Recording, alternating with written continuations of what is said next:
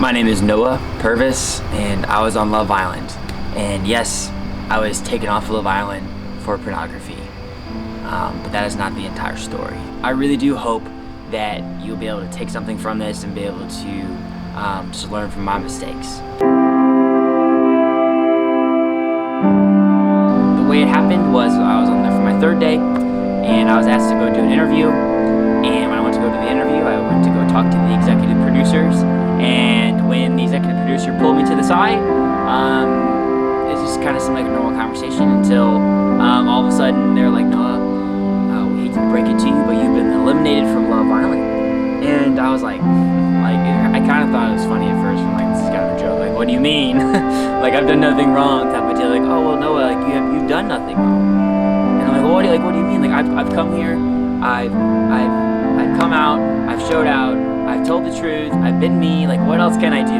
And so they said, no, you haven't done anything wrong, you've gone above and beyond everything that we could have asked for you. We love you, Noah, but it's just that you lied to us. You went by another alias. And there were videos of you naked and photos of you naked on the internet, but you went by another name. And as soon as they said that, I knew exactly what they were talking about. It popped into my brain. I was very shocked in the moment. I couldn't really understand what was happening. Lots of other things were popping out of my brain at the same time. I was having a panic attack. I've never had a panic attack in my entire life. And when all these things were happening, they were just, they were listening to me, the producers, and I'm just like, I would never lie to you about these things. I would never, purposely manipulate and make it to where I could be on the show and lie about this. Like, I don't want to do this. Like, I feel so disappointing. I'm a disappointment to you guys. Like, and they're listening, and I start talking about other things from the past. And as I mentioned some things from the past that led me to that point, they realized what had happened to Noah. And I sought therapy right away. Right after there, they gave me the therapist in-house. They realized that I had been used, basically, in this industry. In a way, what I mean, I was used in pornography. I was manipulated into pornography. Yes, I did do those things, and yes, I did not disclose that to CBS, but I had suppressed that in my brain, along with lots of other things that have happened in my past, in the past couple months, actually a year and a half. A lot of things I've just suppressed, and I couldn't understand. I just felt so lost. I wanted to cry. I wanted to wail. I didn't know what to do. I just wanted to cry. I couldn't, and I couldn't breathe, and I just, again, felt like a huge disappointment. And as soon as I was walking to the therapist, I just bawled my eyes out.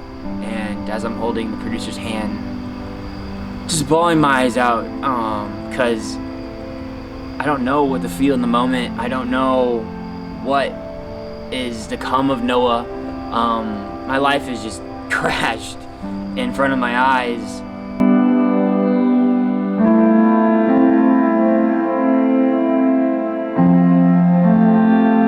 June 2019, I'm going out, I'm partying, I'm having the time of my life, I'm living my best life. I'm a bachelor, I'm single.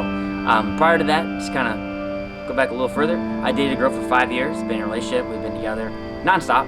We broke up, and I got a best friend right afterwards, and we traveled from Alabama to Florida to Los Angeles, and we just partied, and we had a great time. We were reckless every once in a while, but what do 22 and 23-year-old guys do, at that age? And so he had left, and I was by myself for about a month and a half. I moved back home from Los Angeles, and so I was out one night, and I was being myself, and this guy, he saw me, approached me, and said, hey man, who are you? Where are you from? I'm like, oh, my name's Noah, I'm from St. Louis. He's like, well, everyone talks to you, and you're just so, I don't know, you got girls are always talking to you, guys are always around you, what's going on? I'm like, I don't know, just being me, dude, you're welcome to hang. And so we hang out the rest of the night, pull some girls for him, and so he's just super hooked, and he's like, dude, you are cool. And I'm like, I'm really not that cool, dude, but okay. And I could tell this guy's kind of an outcast, just because he's a little shorter, kind of looks a little nerdier, and so I have a heart for those people, because I was bullied when I was growing up. I was bullied a lot. I was 100 pounds heavier than I am now, and I was 4 inches shorter, and so I was a little Pillsbury Doughboy.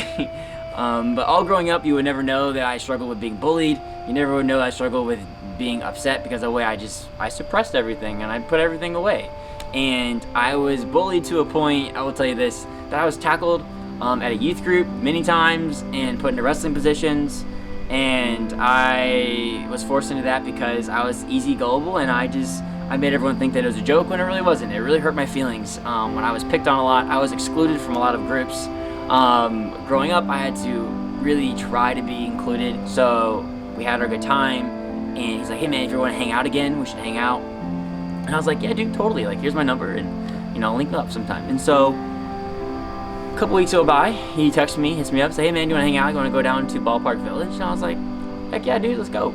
And so I meet him at his place. This is right after the Blues won the Stanley Cup, and we have a drink at his place. He's starting to talk to me about his job. He works for the government, communications, getting his doctorate, your guy's master's, all this stuff. Just really smart, short Filipino guy working for the government. And thought we were cool, right? You know, we have a drink at his place. We go down to Ballpark. We have another 2 or 3 drinks. And just to let you know, I can drink a lot without being intoxicated, as far as like incoherent and stuff like that. So this, for me, to have 3 to 4 drinks, 2 to 3 drinks is nothing. It's more like a light buzz. And so we're out and we're having a good time. We go to 2 bars, and again, I've only had 3 to 4 drinks at this point. And looking at my phone, and you know, I check the time. It's like 10:30, and we just party a little more. I check the phone one more time, and it's midnight.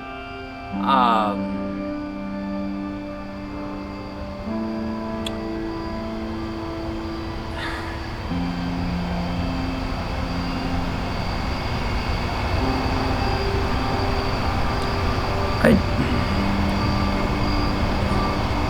checked the phone at midnight, and that's the last thing I remember.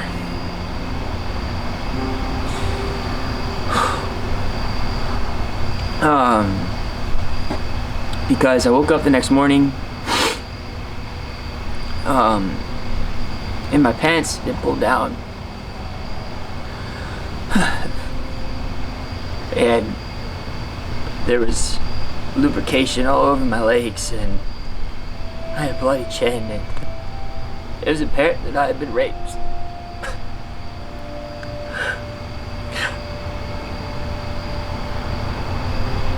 By this man. And I was very incoherent. It wasn't like I was drunk.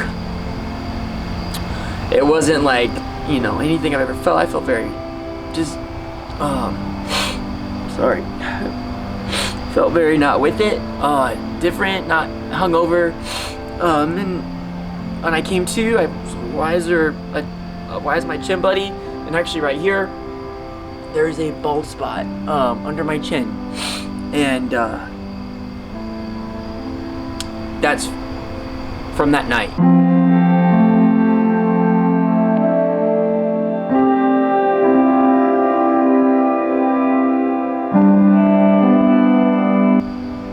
I felt very just disoriented, like I said, different. I felt violated. I felt unmanly. I felt disappointed at myself for letting this happen, because I'm a man. Like, this doesn't happen to me. I'm Noah. Like, this doesn't happen. So I pushed it off. I went and I buried it. I buried it, and the next day, I didn't fully bury it. I talked to my sister. I told her we're gonna go to the police department. We're gonna go report this guy. We're gonna get rid of him. You know, we're not gonna get rid of him. We're gonna get him taken care of.